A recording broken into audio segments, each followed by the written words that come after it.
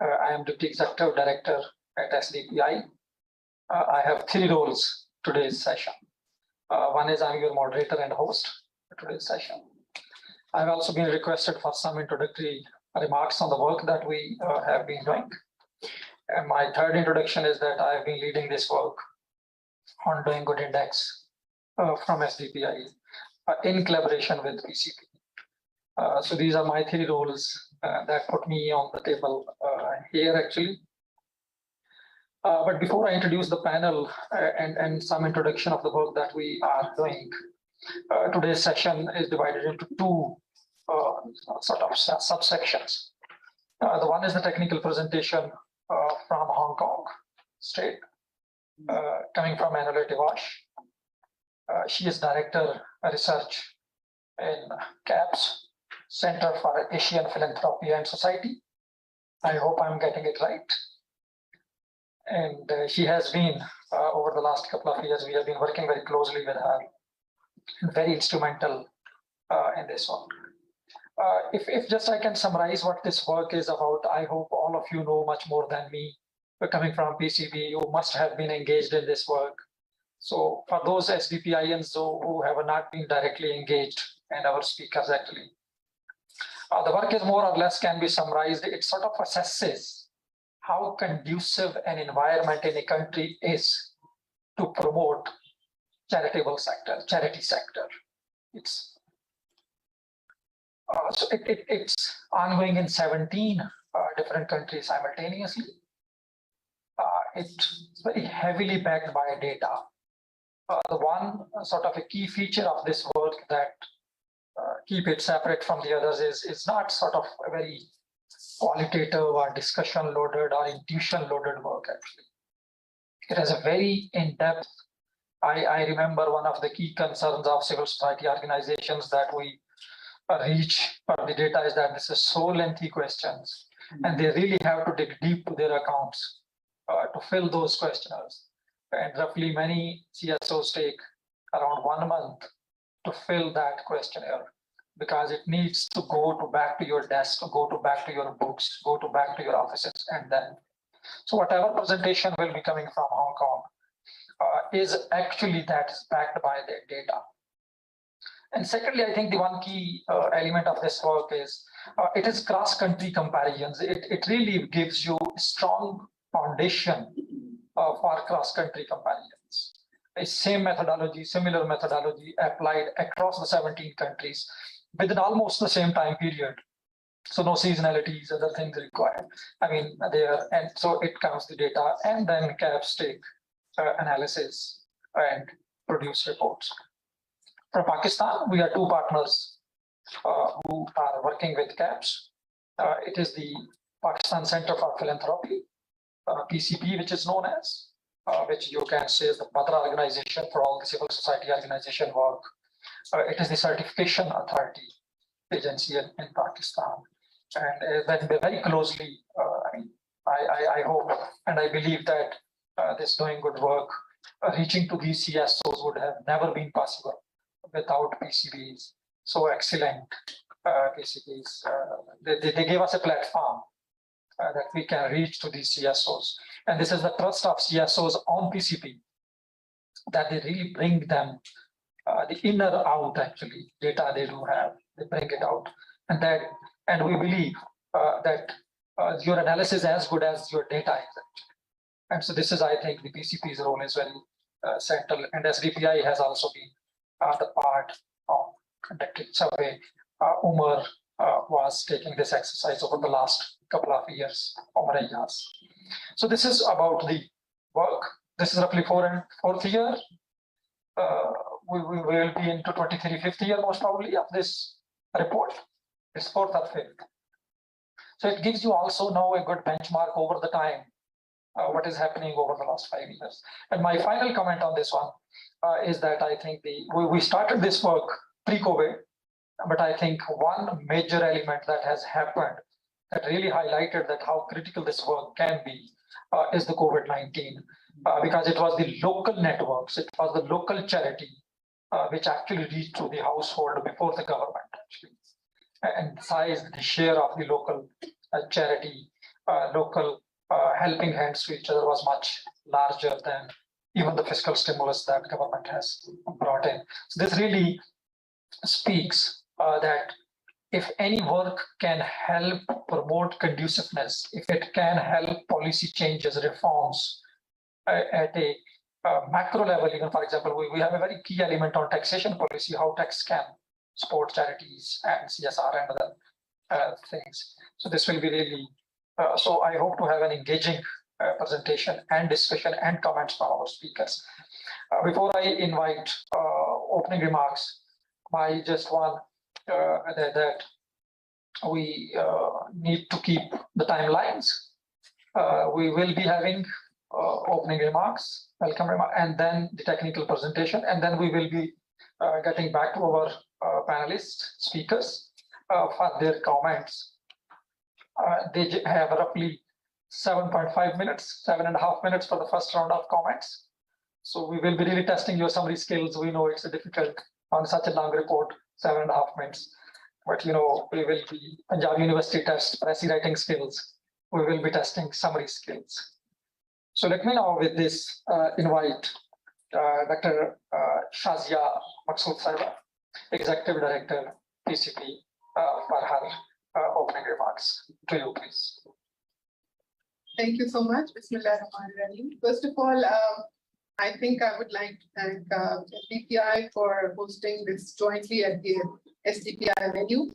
And I would also like to actually commend both the research teams, both at SDPI and of course at PCP for undertaking this work. I think this is now our third year that we are doing this report with GAPS. And it's very interesting to see how economies in the region, the developing economies, the emerging economies in the region are doing on the enabling environment provision to their CSOs.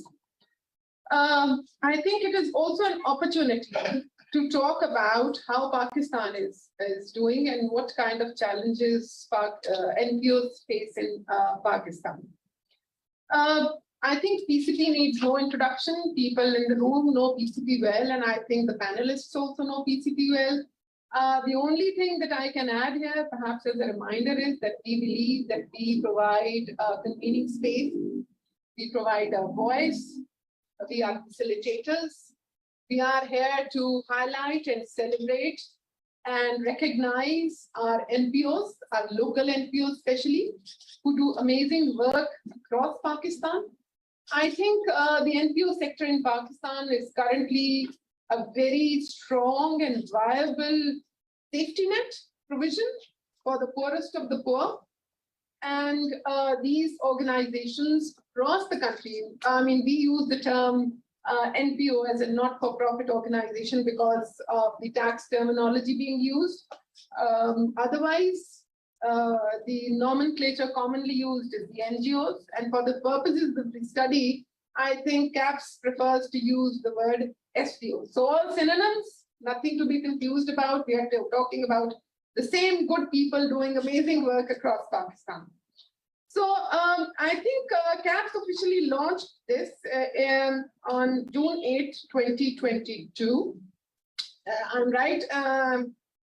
Annelotte, so forgive me if I mispronounce your name. And I think the major themes and findings from this particular study, it covers issues surrounding social sector policies, funding challenges, and assessing the impact of social sector investments. So I think in more detail, she will be speaking about it. But from the PCP end, I think the two partners on ground, SDPI and PCP, we were both given a task, I would say, to reach out to approximately 63 SDOs each. And that's where we collected the data and the survey. And the data provides an opportunity to analyze some areas in the context of not only the country, but also in the Asian region. When I was looking at the 18 economies, I could see that how enabling environment is also kind of, we can peg it to the economic development, or we can say the economic prosperity in the region. If you look at Singapore and Taiwan, I think rich economies, they have a very flexible and facilitative giving environment.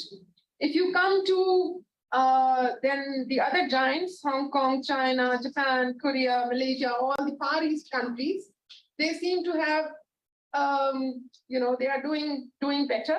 And if you come to the SAARC countries, with the exception of Bangladesh and Sri Lanka, you will see Pakistan along with India are doing okay. So one trend that becomes very visible is that in the SAARC region, we don't stand out like a sore thumb. We are really at parity with what the other countries are in terms of regulation and enabling environment they are doing in the region. From the Pakistan side, I think this time the floods and especially COVID also highlighted the fact that the only flexible, very, I should say, quick deployment of help, of relief, of welfare that happened was through the NPOs. And you could see them reaching out right down at the grassroots level. And in the times of flood, you could actually see organizations such as Al-Khidmat and other NPOs reaching out and deploying very, very quickly. So I think this speaks volume to the work that the NPOs do. And I think it's time that the enabling environment or the environment in which these NPOs, the local NPOs work, I think it should become more flexible. It should be more accommodating. It should learn from other economies in the region. And so that these organizations are able to do that good work and continue to do that good work across Pakistan. So I think that's my beaver. So I will just quickly say that thank you so much. And I hope that the data generated from this study will help us to even think differently and perhaps look at the different other aspects to improve the NPO environment in Pakistan. Thank you. Thank you, Ms. Shazia. Very brief, yet a very comprehensive summary work that we have been doing and why this work is important. Let me now move to technical presentation. But before that, I can see that Ali Kamal Sahab has joined us. Ali Kamal is Chief SDGs Pakistan. Ali, welcome. I hope you can hear us. Thank you. Great, thank you. Thank you very much.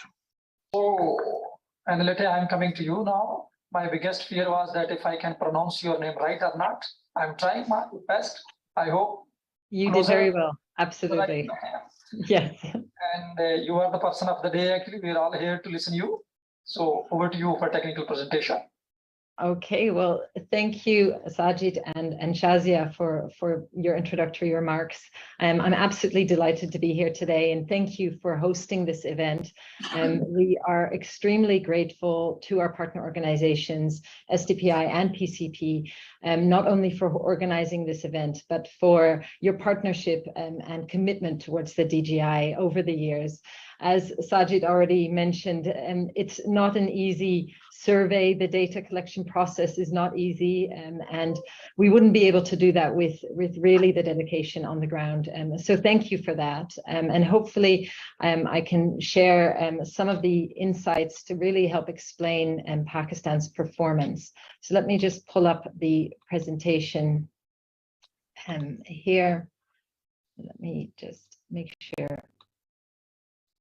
Are you all able to see the screen? Yes. Okay, great. So I'm here today to talk to you about the Doing Good Index, but let me just very briefly take a step back and just explain who we are and what we do. So we are the Center for Asian Philanthropy and Society, CAPS. We are based in Hong Kong, but our work covers 18 countries and economies in Asia. That's 16 countries in Hong Kong and Taiwan. And our mission is really to increase the quantity and quality of private social investment going towards doing good in Asia. And we do this through research, policy research, applied research, and bespoke advisory research. And our approach to this is really to look at this from the perspective of what works on the ground in Asia. Things don't always work the same in Asia as they do in the West, and the models that originate from the West don't obviously or always resonate here in Asia. So we really try and look and understand the models and methods that work in, say, Korea or Pakistan and China across the region. And so one of these reports, our flagship report, is the Doing Good Index. And as mentioned, this is the third iteration. The original report came out in 2018, the second one in 2020, and then in June this year, we launched the third iteration. Now, as mentioned already by Shazia, that really the COVID pandemic really helped show the importance of the social sector on the ground, and in recent times with the floods, and people, organizations, and companies really stepped up, often in innovative and almost always in collaborative ways. And as we are emerging from this, we are now looking at the kind of the new normal and how we want to, the world that we want to live in. And one of the problems is that the pandemic really increased the social and economic disparities.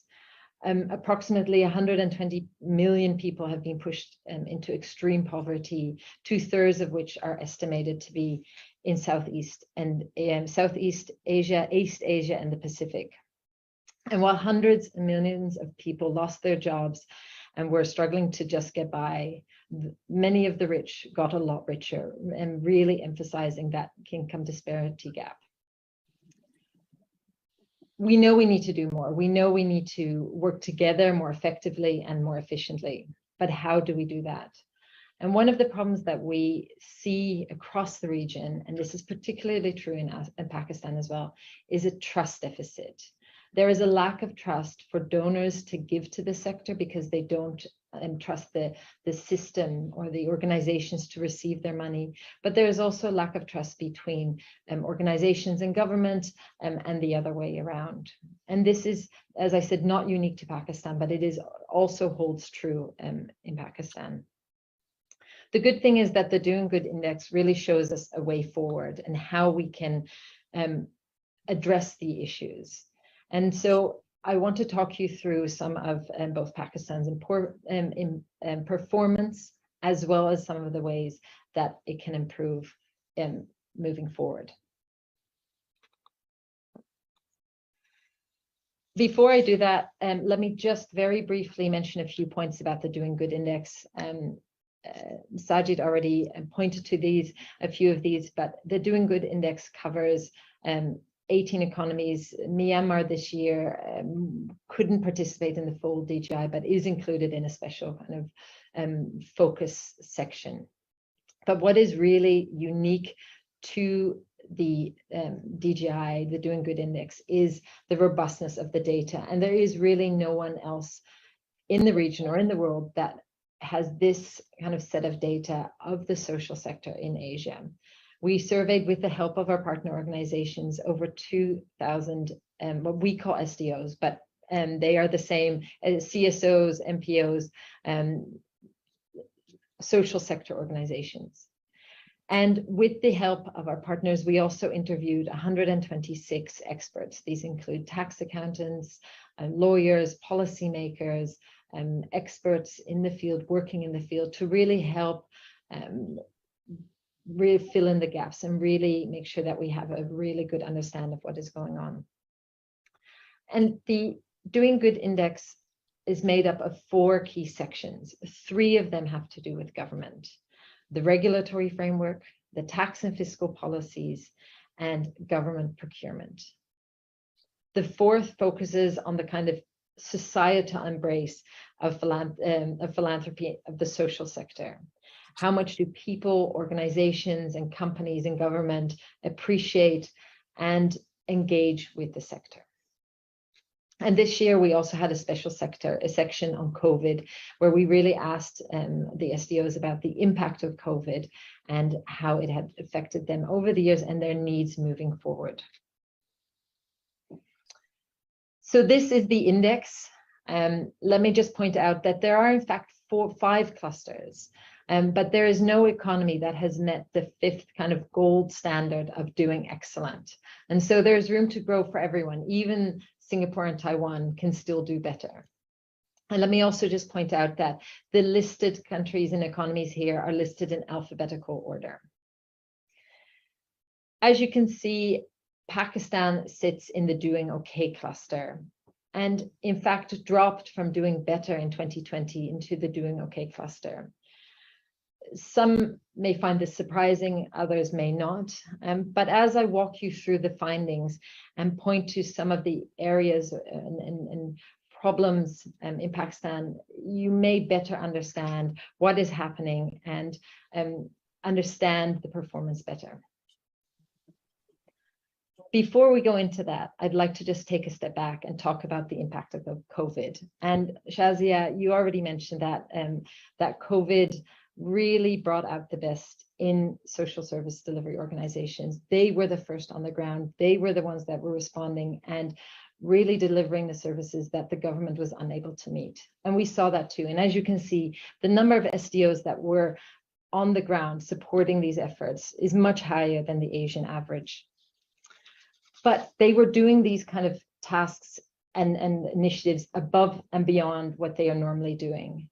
And so at the same time of increasing their products and services, we also saw, and the SDOs reported this, a decrease in funding to these organizations. And as you can imagine, this really put additional pressure on these organizations, an increase in demand, yet a decrease of income. But it's all doom and gloom. Actually, it really had a positive effect as well. Seeing these organizations working on the ground and being really the first responders helped improve the perception of SDOs.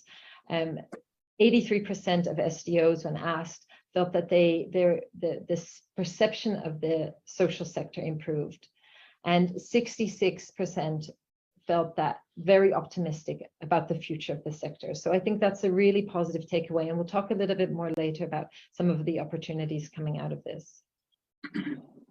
We also asked the SDOs about their biggest needs. And as you can see, funding, collaborating with others, and staff. And I'll address each of these a little bit more as I move through the presentation.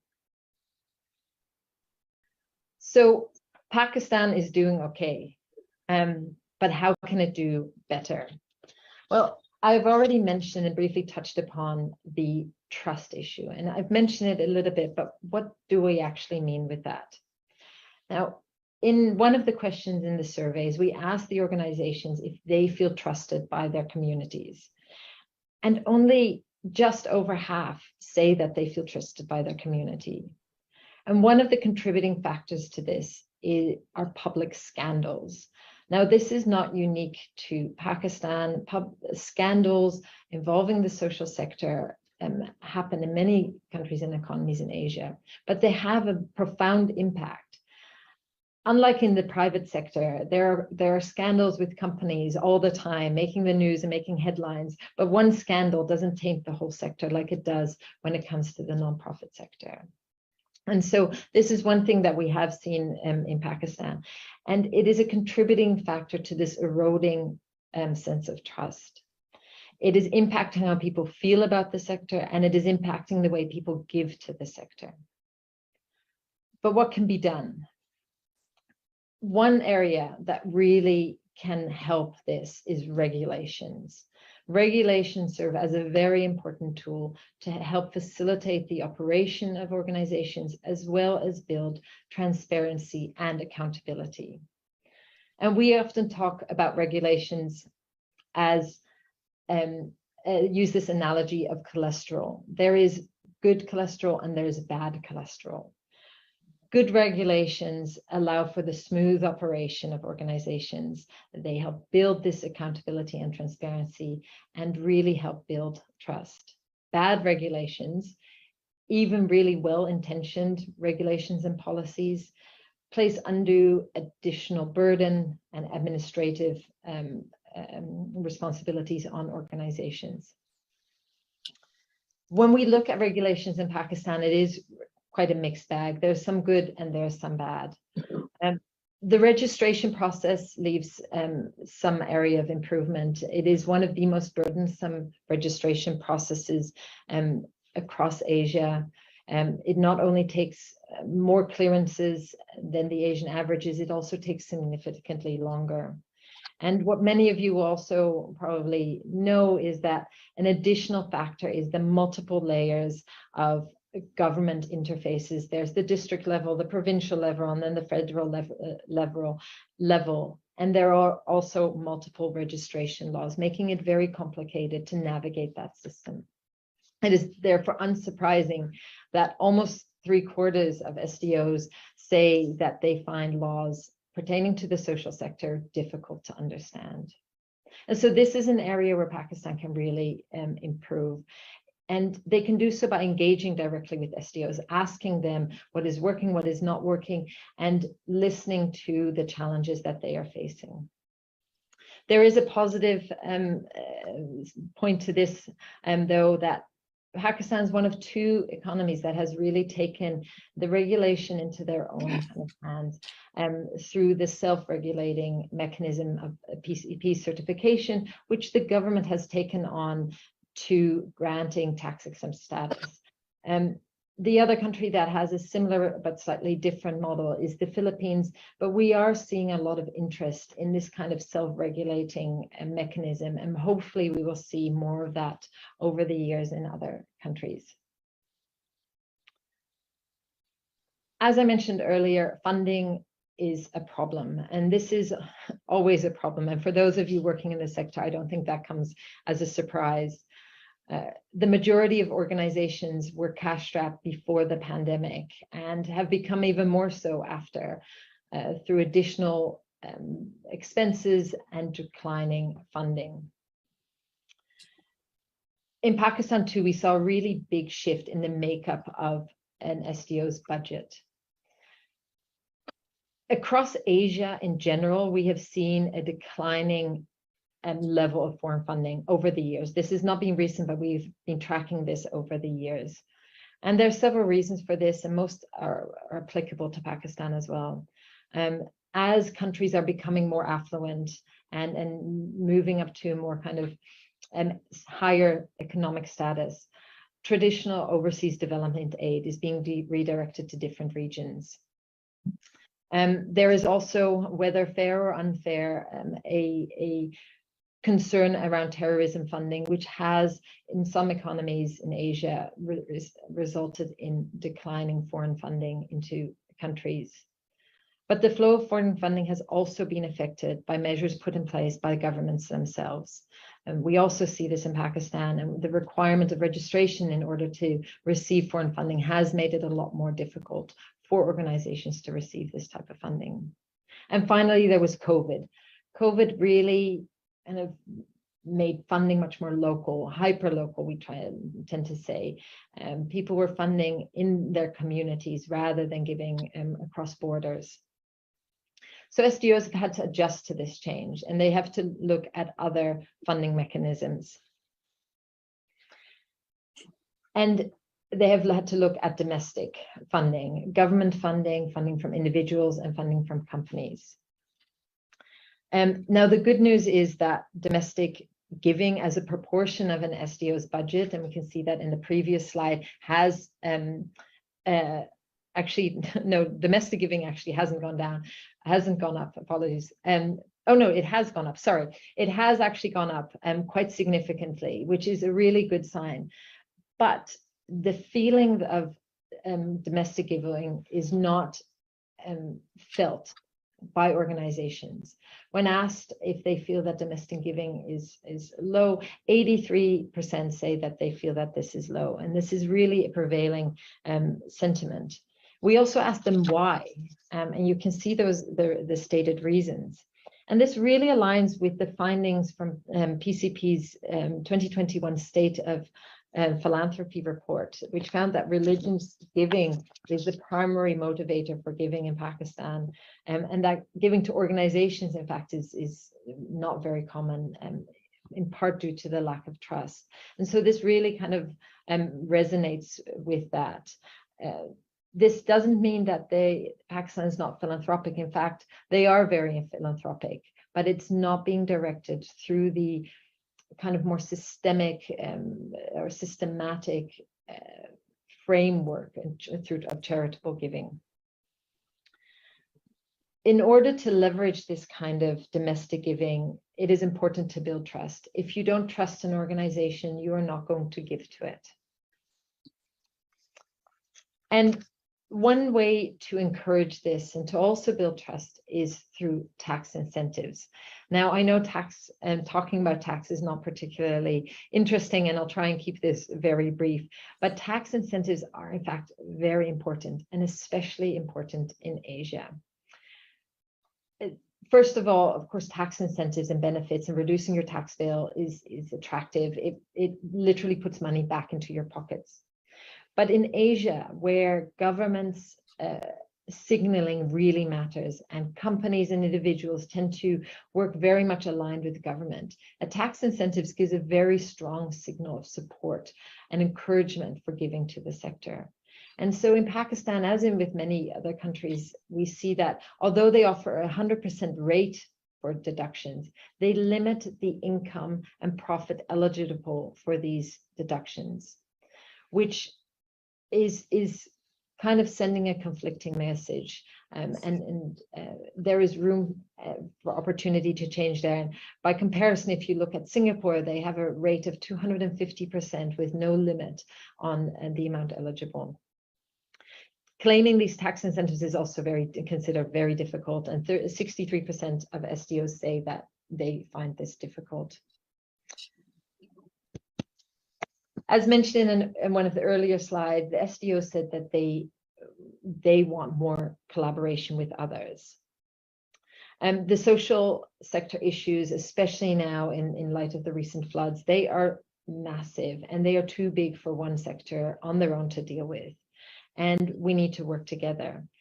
But as with funding, if you don't trust each other, there is a real kind of problem, and it does not facilitate collaborations. So what can different sectors do to help overcome this? Government has a very important role to play, and I already mentioned the regulations to help build trust and the tax incentives, but there are other ways. First of all, recognizing doing good stimulates it. Pakistan does recognize this and is one of 7 economies with a nationwide giving day. It can also really spur kind of support and trust by procuring directly from social sector organizations. It really is kind of a win-win-win. The government can utilize the skills and the expertise of these SDOs, while SDOs can benefit from having a very kind of sustainable income stream. And it really signals this support to others. If the government is working with these organizations, then surely we can too. But there is room for improvement here in Pakistan, and the number of SDOs currently procuring receiving income from procurement is only 18%. And finally, governments can engage directly with SDOs through policy consultations and listening to what is really needed on the ground and ensuring that policies and regulations are aligned with their needs. Companies also have a role to play. First of all, and most kind of intuitive, they can provide funding. Corporate funding is an important source of funding that does leave room for improvement in Pakistan. But beyond funding, the skills transfer is a very key component. Through corporate volunteers and sitting on boards, companies can bring with them and share skills such as legal knowledge, accounting, business acumen, IT skills, And SDOs can really benefit from this. They often don't have the resources to have these skills in-house. And so this is a very important mechanism for building the capacity of SDOs, as well as ensuring accountability and transparency and the smooth operation of these organizations.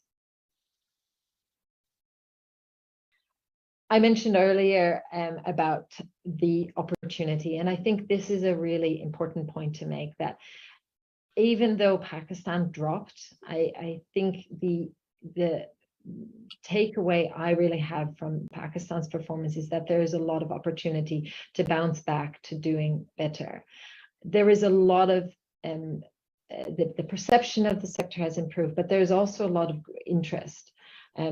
The number, the interest of young people in working for the sector is the highest across Asia, and it's really considered a viable career option for young people.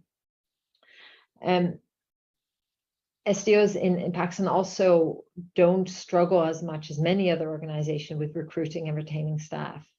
A contributing factor might be that there's less of a perception that SDOs working in the nonprofit sector should earn less.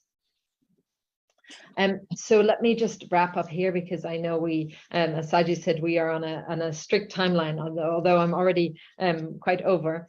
But we need to work together, and we need to, the different sectors need to also act independently and together. The government in particular can really improve on the regulatory side. And we do welcome the opportunity to work with our partners and others working in the sector to share the DGI data and the messaging on how this can be improved. And to really signal to the support to show that the social sector is not the enemy, but a valuable partner in addressing social needs. And the private sector has a role to play, funding and sharing of skills, but the social sector itself also has a role to play, to share their stories of impact, to show what they are doing. They are already doing that on the ground, but to share this to a broader audience can really also help make a big difference. So with that, I'd like to say thank you for the opportunity again to speak. We have our report available on our website, as well as an interactive microsite where you can compare Pakistan's data with that of other Asian economies, as well as with Pakistan across the years. So I do encourage you to visit that, and I'll share the links with this later on. So thank you. Thank you, Annelotte, for leaving us on a very high note. There are opportunities as well after taking us very deep into challenges. A beautiful Venn diagram, the last slide, but I think that is the most complex Venn diagram. Well, the reality of it is, exactly. in theory, it's easy. Yeah, you tried very beautifully, but I think it will be a very difficult task. But I think that is actually the key message, that it is the public sector, private sector, and the social sector which has to engage like a Venn diagram to make this social sector, charity sector work. With this, let me now move towards our special comments on this one. And in the meantime, I'm also joined by Dr. Amjad Saqib Saab, founder and chairman of Akhuwat. No introduction needed, sir. Thank you so much for joining us. I'm also joined by Mr. Naveed Mukhtar, Secretary Income Tax Budget. Sir, we will be coming you with the tax question. That how you, but let me begin with the Ms. Sabira Qureshi Saiba. She is founder, managing trustee, JAQ for Education Trust. So while you can sort of comment on the presentation, do let us know about your trust as well, and particularly if you can sort of reflect on the trust gap that the presenter has highlighted as a big challenge for the sector actually. But you can touch upon any issues that you like. 7.5 minutes. Thank you. Over to you, please. Thank you very much. आवाज आ रही है मेरी? जी बिल्कुल. Okay. Thank you, Annelotte, for that very, very highly informative and thought-provoking presentation. I mean, there's a lot of points in there which for each one of us to take away. I'm speaking more from the perspective of an actual practitioner on the ground, have been managing this trust for the last 27 years. And so I've seen the change over the decades, and many of the things you've talked about resonate with a lot of us. So the point that was given to me was basically to talk about the ecosystem. So I'd like to talk more about, and I'm so happy to hear that you also emphasize the collaboration bit. Shazia also mentioned, and thank you, Shazia, for acknowledging the tremendous work that NPOs are doing. The ecosystem at the moment that we are talking about, and because I'm working in the education space, I'd like to take it more from that perspective, what's happening in terms of the ecosystem from the education perspective and how those partnerships and collaboration is working. You said about the trust. I'll come to the trust deficit. It's actually a mixed bag, because there's the vision out there that, NGOs are just there to paisa khana, literally, for your thing is just they're out there to make money for themselves. Whereas there is also the perception that they're doing a lot of good solid work on the ground. And this came out much more strongly during COVID, as has been pointed out.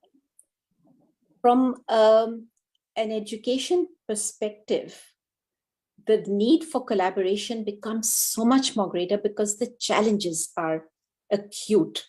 I mean, we have what is really known as an education emergency in the country. The stark figure still remaining that 22.8 million children who are out of school. And we are all trying to tackle that in our own ways, whether it's a tiny amount or a huge amount, we're all addressing that issue, trying to get those children into school and making sure that those who are already in school are learning and gaining something from that. So going back to collaboration, the ecosystem talks about, we've been looking at public-private partnerships for a long, long time. It was the buzzword, a catchword for a long time. And it still is. The government has been looking at different approaches, and it's been doing so for a long time. More recently, they've been trying to outsource service delivery. It has taken different approaches, whether they're outsourcing management of schools or offering a voucher system where they're actually paying private schools to take in students, or the Adopt a School program. There's been different kinds of approaches. And again, we come back to that issue, the financing, as well as the human resource constraints. But financing is one of the big ones. And what's the long-term strategy? How are we improving the ecosystem? Can we go beyond these models? Can we lift the entire system? And what can NPOs bring to the table? And here I'm using Shazia's terminology, NPO, because we're talking from the perspective of a non-profit here. So just a few suggestions on what NPOs can bring. NPOs have the ability to experiment and innovate much more than the government does. Particularly a more agile organization like ours. We have 4,000 children in school across 10 schools. For us to experiment, to innovate, to come up with, to be a lab for good practices is much easier than for the government to do. So one way to collaborate is to use organizations, NPOs like ours, where we can pilot stuff, good practices, innovative ideas to enhance quality of learning, and then scale it up. So, we can be the lab for innovation. And just to give an example, recently our organization partnered with an international organization, the LEAPS program, which has researchers from SERP in Lahore, Harvard University, Pomona College, and Berkeley University. Now that particular project is being rolled out as a large-scale experiment in 1,000 schools across KP. So these are the kind of things we can do. We experimented with different learning approaches during COVID when schools were shut down. EdTech is coming up with innovation. The second thing we can do is use schools, social sector as feeder schools to address the out-of-school population, because we are working with completely out-of-the-box approaches, and they're working very, very well.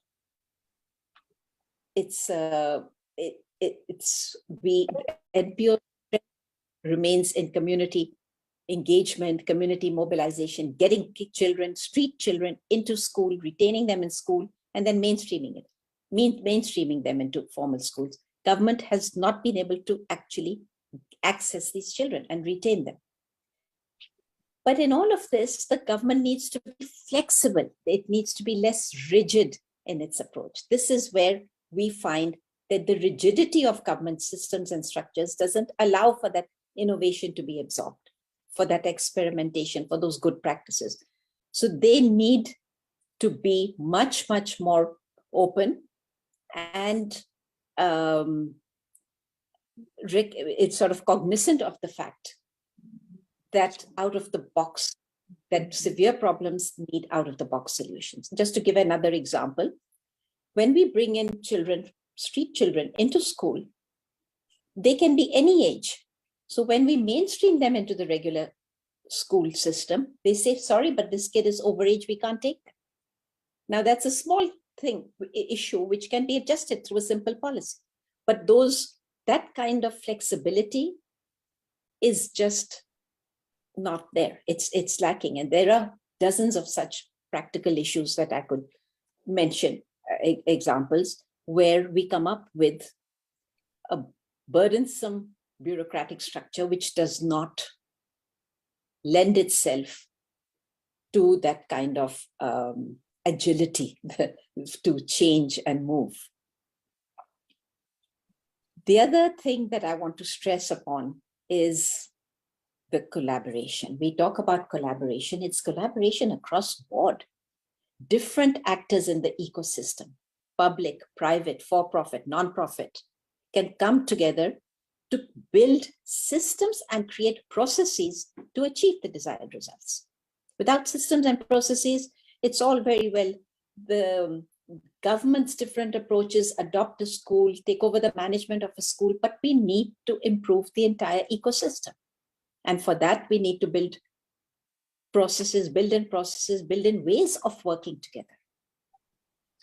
And I'm sorry, here again, I would say, I don't want to make sweeping generalizations, but we need much more collaboration even amongst the nonprofit sector itself. So we need to not just talk to each other, share experiences, but to actually find ways to work together, because the problems are huge. And unless we can work in a more collaborative way, we're all going to be sticking to our own little nooks and crannies, and will not be able to lift the system in its entirety. So it's just one last thing. I don't want to kind of touch on a controversy, very highly controversial topic, and I don't want to get into any controversy, but we need to work together to build a solid, useful curriculum in the education sector. That's again an area that we could all come together, talk, work, share our experiences. What is it that is needed for both the teachers to teach efficiently and children to benefit from? At the moment, the curriculum that's being taught just goes above the head of the teachers, and the children are not really absorbing that either. So those are the kind of things we need to focus on not just building foundational skills, which include both literacy and numeracy on the one hand, but most importantly, social emotional learning for children. We know these are key to success in life, and all data reinforces this. So I'll say that over the years, we've seen a change. The community, in the beneficiaries, the target group for whom we work, have also changed significantly. The demand for education is huge, and they also we've built enormous trust capital over 27 years. They trust us. And I think that is one of the strengths of the nonprofit sector, which the government needs to tap into. And find ways to build on that. So that's basically, I think, what I'm happy to answer any more questions, but I think I've also overstepped my time a little bit. Yeah, thank you. No, it's a very important issues, so pressing issues. We can continue to listen to you. If we don't have 4:30 another session starting. So my apologies for intervening to the rest of the speakers as well in advance, in anticipation of interventions. So let me now move to the next speaker, Naveed Mukhtar Saab. Naveed Saab, when I was reading this report, you and your department taxation is coming in 3 roles. It's a challenge, barrier as well. It is a catalyzer as well. It can catalyze the doing good, giving good givings. And I think this is the opportunity as well, that a taxation, the tax policy, which is supporting the good giving can be the biggest change. So over to you, next 7.5 minutes, please. Thank you for inviting me. I would like to highlight plenty of tax exemptions, concessions to persons that are involved in social sector development in Pakistan. There is a clause 66 in second schedule of the income tax ordinance that grant complete exemption on income of highly regarded persons that are involved in social sector development. To name a few, these are Sindh Institute of Urology and Transplantation, Institute of Akhuwat Development Network, Shaukat Khanam Memorial Trust, Abdul Star ED Foundation, Indus Hospital Health Network, Citizen Foundation, Sundar Foundation, etc. Then there is another class of person who are eligible for 100% tax credit against their income. In other words, their income is tax-free, but subject to fulfillment of certain conditions mentioned in section 100C of the income tax ordinance. These organizations are Al-Shifa Trust, Balkhi Foundation, Fatmid Foundation, Gulab Devi Chest Hospital, Pakistan Poverty Alleviation Fund, National Rural Sport Program, Kidney Center, Postgraduate Training Institute, Begum Akhtar Rukhsana Memorial Trust Hospital, Al-Khidmat Foundation, Akhuwat, Al-Shifa Trust Eye Hospital, etc. Then under section 100C, we provide 100% tax credit to PCP approved NPOs in Pakistan involved in charitable and social welfare projects, but again subject to fulfillment of certain conditions. Again, there is a schedule in income tax ordinance that allow credit against the income of donors on donation to certain specified organizations. And there are 60 organizations listed in that schedule.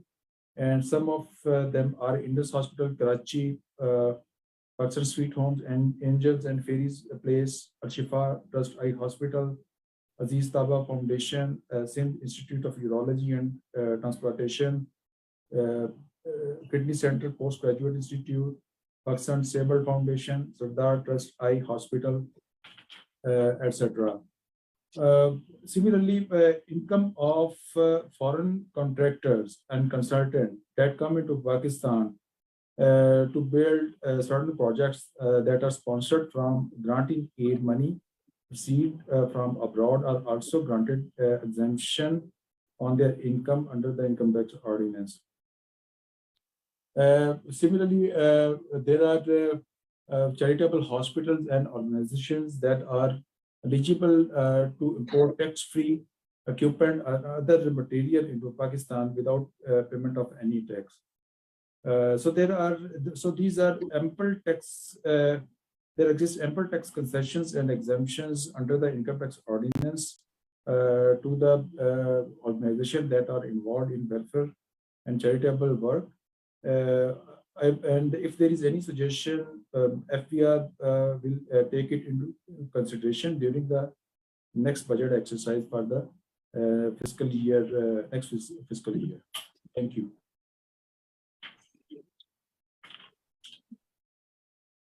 Thank you, Naveed sir. Double thanks for saving us time as well. You've been so great. But we would be would like to reach you out, PCP and SDPI, and that how can we nurture this debate at FBR on a more targeted discussion, how to incentivize good giving in Pakistan and how what role FBR can play. We will be reaching you out on this one, that how we can a more systematic and more deeper discussions around it with SDPI and BSP, of course, with caps on board from Hong Kong. With permission of Dr. Amjad Saqib sir, with your permission, we believe that nobody is most qualified than you to comment on these issues of good giving. But if you allow me, I'm trying to treat you as a concluding remarks on this session. So if you allow me, I can go to first to Ali Kamal sir, and then we can come to you for your comments, which we take as a kind of concluding comments on this one. So thank you so much. So Ali, how do you see it? Much has been said for the government. So we take you in a dual role, sitting at Planning Commission of Pakistan. How is things going on there in this context that you have been listening last around 1 hour? And particularly if you can touch on how important this kind of work and the findings and the discussion around this and the proposals which are coming from our speakers for SDGs agenda itself in terms of your being as a chief SDGs. So over to you, please. Thank you, Sajid Saab, and thank you, Amjad Saqib Saab. आपको देख के दोबारा खुशी हुई. I'm not turning on my video. I think I have a bad, unstable connection of internet, though I am sitting in Planning Commission, but still.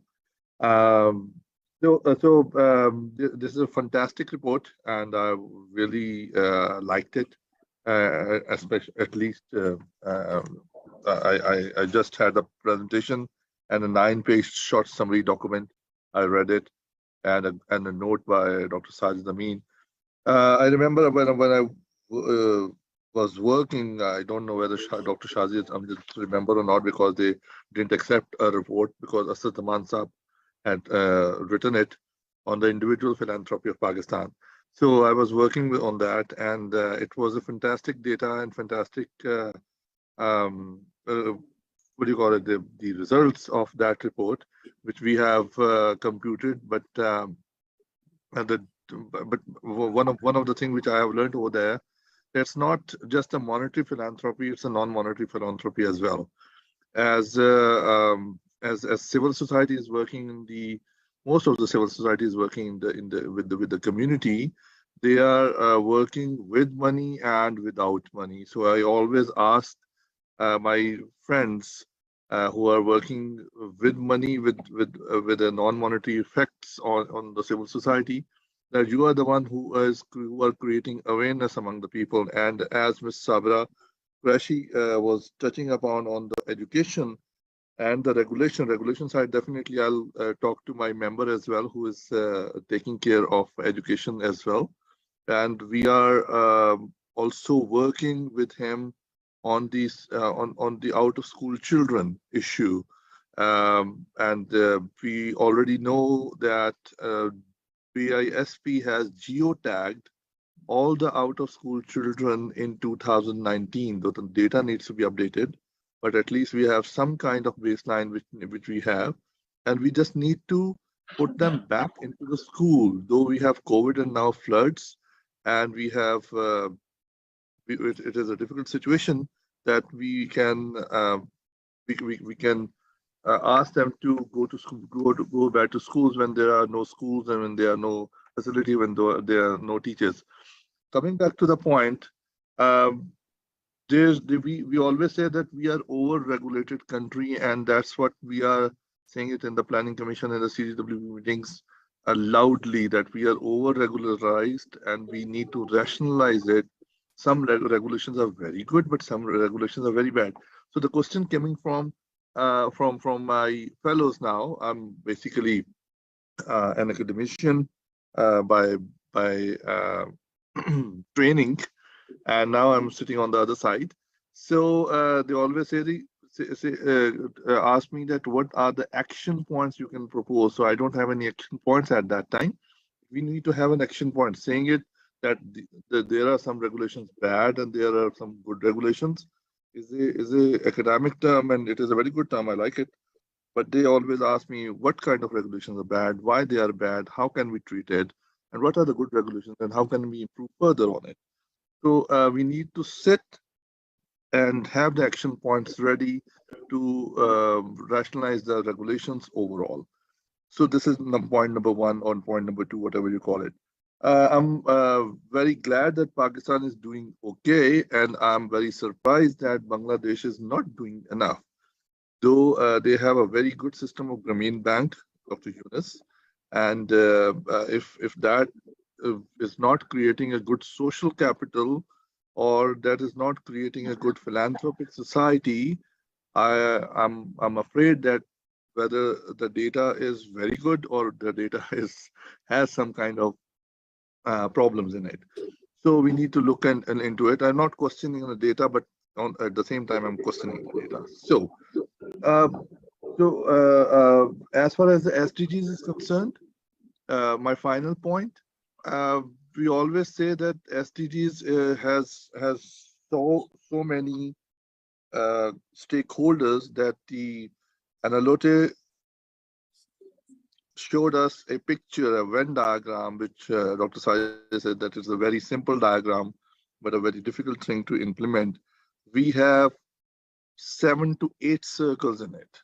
And then we need to have the combination of those, the A intersection, B intersection, C intersection, D intersection, blah, blah, blah.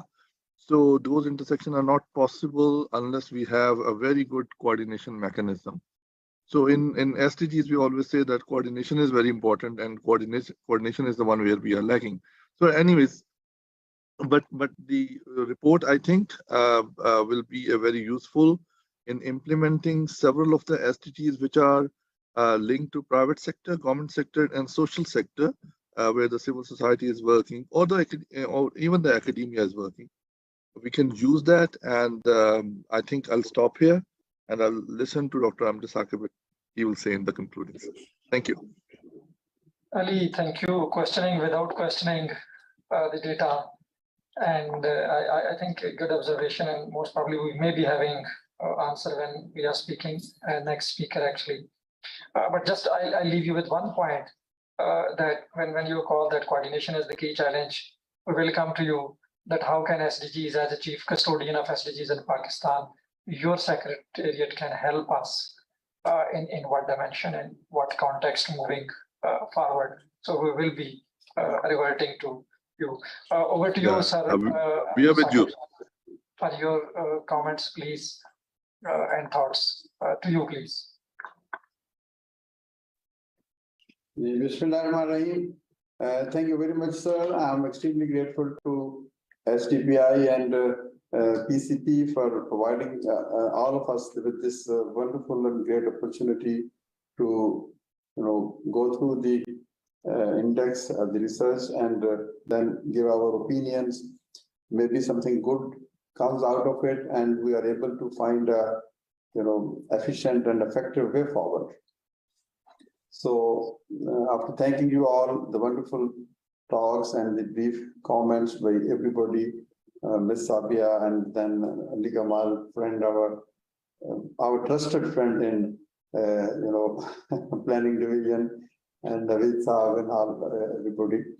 So I will start with two basic assumptions, basic observations. Number one is, do people give? First of all, so there is no question about it. People give. People believe in giving. We all want to give. We give in, we give money, we give verbal advice, we give some support, we educate people, we encourage people to come out of their daily routine problems, issues. So giving has many faces, and we all give. I can cite the example of recent, two biggest challenges which Pakistan went through. Is one is the COVID-19, and second is the recent floods. So in COVID-19, you can't believe that how much support we received from the people. None of the resident or citizens of Pakistan slept hungry. So there was a great economic shutdown, businesses were closed, and everything came to standstill. But the entire nation came out and started giving. And quite recently during these floods, I have witnessed tremendous spirit of giving and solidarity. And this is amazing. I visited almost all 4 provinces. I visited far-flung areas in Sindh, in Balochistan, in KP, in southern Punjab.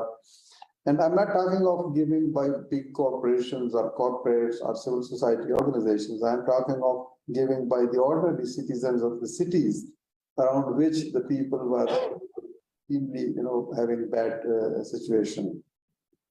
So giving in our habit, if you allow me to talk about Pakistan, and we share our resources, and it is not only a matter of faith, but it is also a very important social obligation. So number one thing is that we give and we want to give.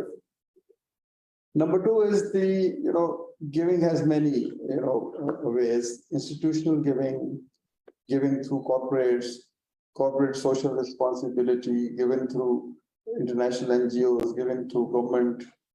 But I believe in giving by individuals. We hardly evaluate and estimate how much one individual gives to another individual.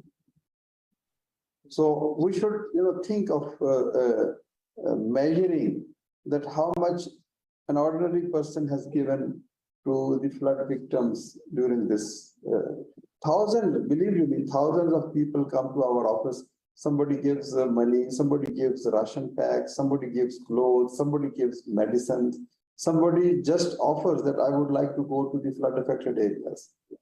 So the giving, institutional giving is extremely important, but how should we measure, inspire, and promote this individual giving? So that is the individual giving, the spirit of solidarity shown by the haves, which is in fact the most critical, and that is the vision of Akhuwat when we say that we want that 50% Pakistan, which is haves, should be connected to 50% of Pakistan, which is have-nots. So if one person from this section of society adopt or be friends with one person in that section of society which comes under have-nots category, so we can build a better society even without the help of state. So this is, we call the philosophy, that if 4 billion people in this world become friend of 4 billion people who are living less than $2 a day, we still have a better opportunity to build a good world, better world, where every school, every kid goes to school.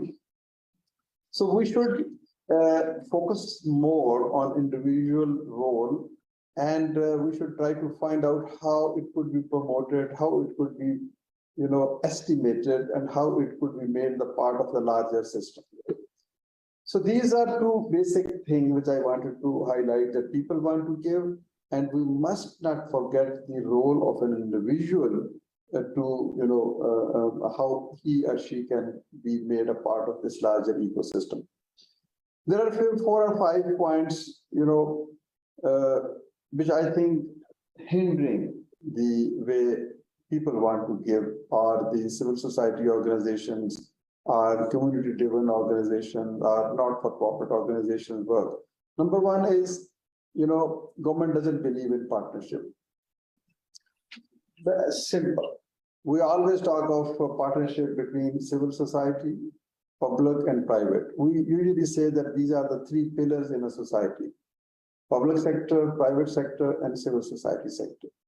But unless there is a close collaboration, mutual understanding, and a trust between all these partners, we will not be able to achieve our objectives. Government is too big. It is too arrogant. It doesn't believe in accepting that somebody else is also doing some role. Maybe it is smaller role, much less. But at least if we are in a partnership mode, then government should be willing to learn from the people, listen to them, collaborate and cooperate with them. There are many things which government cannot do. So that demands for partnership. But unfortunately, the rules, regulations, and the systems are so, difficult within this. I'm not blaming, our people working in government, but I think that they are subservient to rules and regulations, and that subservience hinders the innovation and creativity. And that's the reason that we are unable to find a great opportunity of partnership between public, private, and civil society.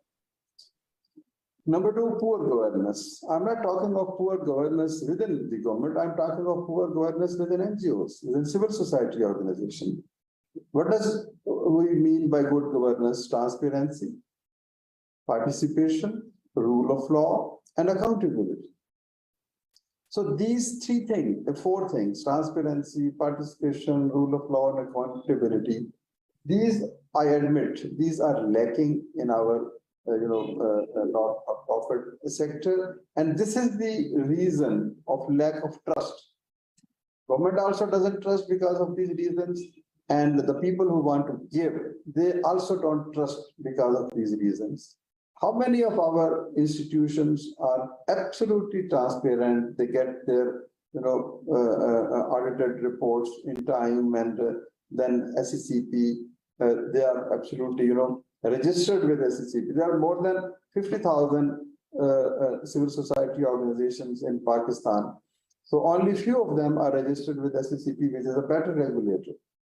So this is number 2 point for me, that we should improve governance within the social sector. Number 3 is the regulatory regime. So this is suffocating. It is a dilemma that poor governance within the social sector, but the regulatory regime is also very suffocating.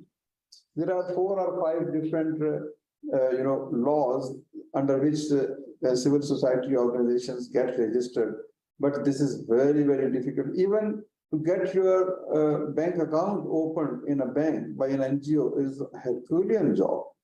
It takes months and months to submit the list of board of directors, list of management, and whatnot. So you are opening a bank account where people are going to contribute, and you are going to complement and supplement the efforts of government. You are intending to assist government, but government doesn't accept you as a legal entity. So recently, these commissions formed in different provinces. I'm sure you all are aware of those. It's very difficult. They have created an environment which I would say is so suffocating that sometimes we are discouraged that why we are doing this. I have met so many people, they say that it is better to work in any other country than to work in Pakistan because it is so much over-regulated that we are difficult to work here. Number 4 is there a lack of incentives. Government should provide incentive. Government should provide funding. For example, if any organization, XYZ, raises, say, 1 billion rupees in terms of money through donations, through, people's collaboration. So if it is according to the, if this organization is absolutely scot-free and trustworthy and fulfills all regulations, then government should also contribute 1 billion rupees. If government can spend money on education and health through its own institutions, why can't it spend money through this partnership if they are able to find good partners? We are told that in West, they are in Europe and many other countries, government comes with counterpart funding to credible organizations that if you are able to raise this much amount and if you are able to spend this much amount with absolute transparency and accountability, we will be sharing. So this will help the social sector to grow. This will help the not-for-profit sector to grow if they have some incentives. Next thing I would like to highlight is the lack of social entrepreneurs in Pakistan. Entrepreneurship means innovation. Entrepreneurship means creativity. Entrepreneurship means finding a new way. In fact, entrepreneurship means value addition. So if you have more economic entrepreneurs, you have more economic growth. If you have more social entrepreneurs, you have more contributions in social sector. So this social entrepreneurship should be taught in our universities as a subject, as a discipline. And then that's how we will be able to create leaders for tomorrow, the social leaders for tomorrow, who know how to run a social enterprise. They should be taught all these things: the governance issues, the funding issues, the marketing issues, the financial management issues. So I have never found any institution where social entrepreneurship is taught as a discipline. So if you really want that brilliant people come in education, come in environment, come in poverty alleviation, you are talking, Adisa has talked about SDGs. So if you want to achieve SDGs, then you need best quality leadership. And how can we expect quality leadership without having these disciplines taught in our universities and our schools? So this is my next point. And then, of course, the poor coordination between different, NGOs, not for even in this crisis, these floods, there are plenty of organizations which did wonders.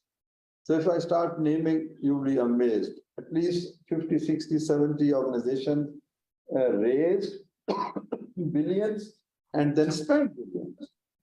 And they spent this money honestly. But the point is, there is lack of coordination.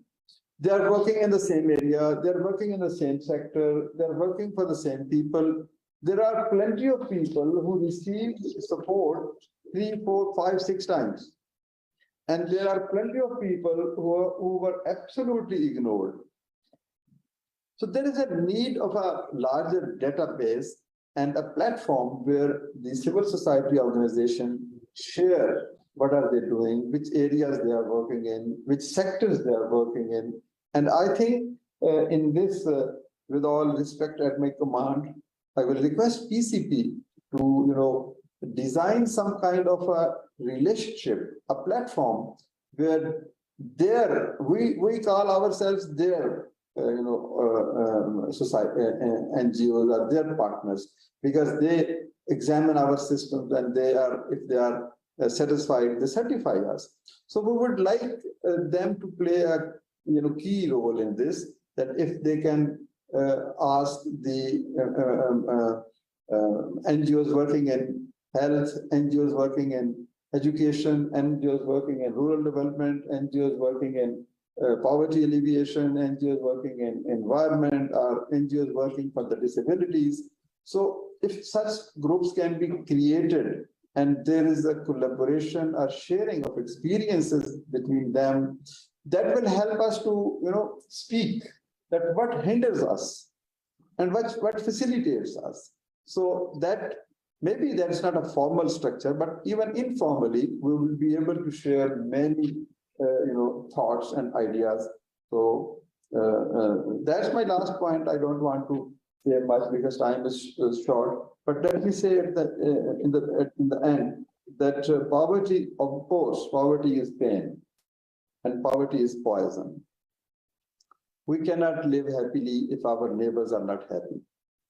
How can we, make this world a better place to live in if 20 million children are not going to school?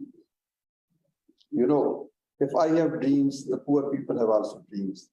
Now the question is how we all can work to achieve these dreams as a public sector, as a private sector, as a community-driven organization, and the role we all can together play will ultimately,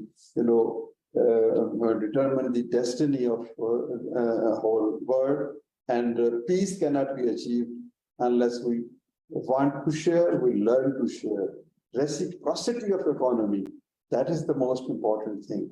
And this we call mawakhat, and this we call solidarity. That if 50% are willing to establish a bond of love and care and friendship with the 50% who are less privileged, don't make them beggars. We cannot end poverty by giving doles and charities. We can end poverty by making the poor or underprivileged as our friends. Become their friends. That is the only way to eliminate their poverty. So that's all. And we are working for this. You all are working for this. Let's hope and dream that one day we will be able to reach our goal. Thank you very much. So thank you so much for putting it so simply, so doable. So nice of you on that one privileged holding the hand of one unprivileged. So it's so simple solutions, and we see that you have been working, and we see the success that you have been. And I think you have made two very important points that for CAPS actually. And the good point is I see in the intervention of Saqib Saab and Annelotte is there is almost super overlapping on challenging issues and the solutions. They exactly overlap. But I think with two additional points which are coming from Saqib Saab is very important. One is the individual givings, how we can bring them in. Maybe CAPS can think next moving forward in our next round. And also the CSOs which are not registered with SECP, which are informal, undocumented. So I think these are two very important points. And one common point across all the speakers, all the presentations, and all the conversation is the coordination. That this is nothing possible without a well-coordinated effort. And I think it will be good to see maybe in the next report a specific section or chapter on it. How can we, in a forward-looking context, that how we can build a coordination on this one. This is now time for question and answer. Yes, can we take question and then we can come to you and you can club together. So any questions, please, and comments. We can have only 3 questions and comments. Please, your name and your question, sir. जी मेरा नाम खालिद है और मैं एक NGO का जो vice president हूँ और इतने मसाइल आए कि मैंने उसको पीछे छोड़ दिया तो मैं आपसे शेयर करता हूँ अगर ये हमारे कुछ शेयर कर सके बस ये रखिएगा टाइम हमारे पास 1 मिनट है सो प्लीज 1 मिनट में आप जो शेयर कर सकते हैं पेशेंट वेलफेयर से या मैं दिल से बात करना इसमें बात करूंगा आपके पास टाइम नहीं है that is excellent idea but आप you can bring a summary मैं इनसे बात but you can give a summary summary ये है कि उसमें मैं पेशेंट वेलफेयर का वाइस प्रेसिडेंट था बीबीएच में ये बेस्ड है हम वो पेशेंट जो हमारे होते हैं हॉस्पिटल में आते हैं जिनके पैसे वैसे नहीं होते उनकी हेल्प करते हैं अनफॉर्चुनेटली पिछले 2019 से मैं इसको एक्टिव करने की कोशिश कर रहा हूँ ये हमारी एक्टिव नहीं हो रही तरह तरह की प्रॉब्लम्स आ रही हैं हमारा अकाउंट भी हबीब बैंक में था उसमें काफी पैसे पड़े हुए हैं, लेकिन अनफॉर्चुनेटली सारे डॉक्यूमेंट्स प्रोवाइड करने के बावजूद अभी बैंक ने कहा जी वो 6 माह के बाद हमारे डॉक्यूमेंट्स वापस आए नहीं जी, पता नहीं क्या हो गया क्या नहीं हो गया। तो इस मौके पर मैं मैडम से शेयर करूंगा, शायद ये हमारी हेल्प करे और हम लोग भी जी जरूर please. One more question we can take and then we can move to Shazia sir. We don't ask question 2 times, या तो हमें सब समझ आया होता है या हमें कुछ समझ नहीं आया होता।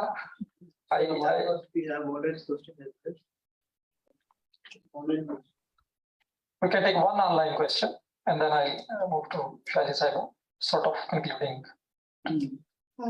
Responding to some comments. Exactly, but I think we have to give hall to another session actually. Can we have a question from online? जी या अगर पढ़ सकें यहाँ पे जो इनके सामने है question. Can somebody read from the chat box? Umar, you can stand and read. Indeed, the point raised by Ms. Sabira on bureaucracy rigidity is very valid. How can this challenge be addressed? We couldn't find 70 years in this answer that how we can make bureaucracy more flexible. So really difficult to answer in 1 minute, but really important point. This is 70 years we have been discussing actually. So over to you for your last intervention, please. 2 minutes. Thank you so much. I thought it was pertinent to come in because there were 2 comments relating to the first of all, I must thank Saqib. I think the enabling environment overview, the 5-6 bullet points that you put across, I think it's very pertinent, very comprehensive. I think all need to be addressed and looked at very carefully. With regard to the coordination role of PCP, I mean, sitting here, I was already talking to my colleagues that we must go and have a chat with you and see how we can really do this. So this is something that we were cognizant ourselves, because in times of floods, people were asking us. We even circulated organizations that were working in the flood-affected areas in Pakistan, but there was no mechanism whereby we could tell where was duplication and how perhaps things could be harmonized. So I think this would be a real contribution if we can think it through with you and see how we can really take this forward. I think this is very pertinent and very much right up our alley. So we'll seek time from you definitely in the coming weeks. There was a comment by Ali Kamal Saab regarding the study that we had done with Asad Zaman Saab. So let me tell you that that study did happen. The Asad Zaman draft was strengthened further by the LUMS team. It was actually the LUMS economics departments that took a lead on it. And we completed that study reporting 240 billion, which is an underestimate by any standards, because we could not individual level giving. And this study was launched in 2016. So we are currently, and I also wanted to apprise the people in the room here and our panel that we are undertaking a study for the very first time. Dr. Adil Najam is the lead author on it. And the study is called Compendium on the State of Philanthropy in Pakistan. So it will not just only look at one element of giving, but it will be looking at different elements of giving, which is, we are doing a 12,000 household level survey to determine individual level giving. So we'll be looking at corporate giving. We'll also be looking at diaspora giving. We'll be also looking at high net worth giving. We will also be looking at what you spoke about, the institutional level giving that is happening.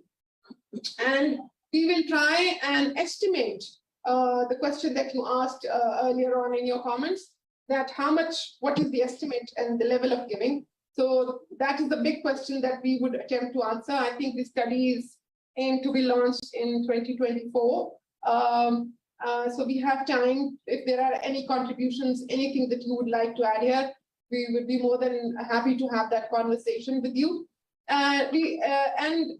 We'll also looking at, we'll be looking at the quantum, the volume, the percentage of giving to Pakistan's GDP, We will also do a last chapter on the enabling environment, the different factors that you've spoken about, the challenges that actually hinder giving and its utilization and its effectiveness in Pakistan, and to see how this can be improved, so giving a future strategy as well.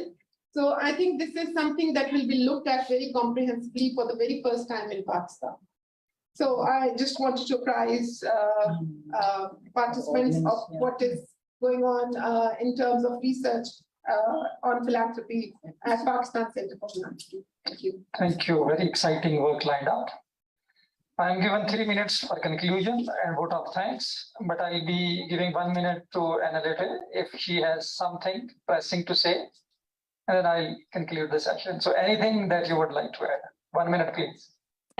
I would like to express thanks to all the speakers for their insights they shared. I think it really helped both confirm, I think, the findings that we found with our data, but also give some more detailed kind of guidance on what can actually be done. And those points for in the enabling environment, I think, are very aligned with what we are seeing, but give a very practical advice. So thank you. I think this is, I think there's a lot here to take forward. And we also welcome the opportunity to continue this conversation with any of you and to share more further detail if that is needed. So I really am grateful for the additional insights, and I think it really paints a full picture on what's the opportunity and the need. Thank you, Annelotte, and my vote of thanks. Let me begin by you also. Big thanks to you for joining us. A very excellent presentation, and we look forward to see you in Hong Kong, maybe in February, most probably. My thanks to Shazia Maqsood Sahiba, Executive Director of PCP, for joining with SDPI to hold this sort of event. Would have not been possible. We are lazy, so you have been continuously pushing up. Thank you so much. And to my excellent speakers, Amjad Saqib Sahab, Chairman Akhuwat, a household name in Pakistan, Mr. Ali Kamal, Chief SDGs, Sabira Qureshi Sahiba, Founder, Managing Trustee, JAK Education Trust, and finally, Mr. Naveed Mukhtar Saab, Secretary Income Tax from FBR. And to all of you, big thanks for sitting with us and saving our time by not asking the questions. Thank you so much. Thank you. Thank you.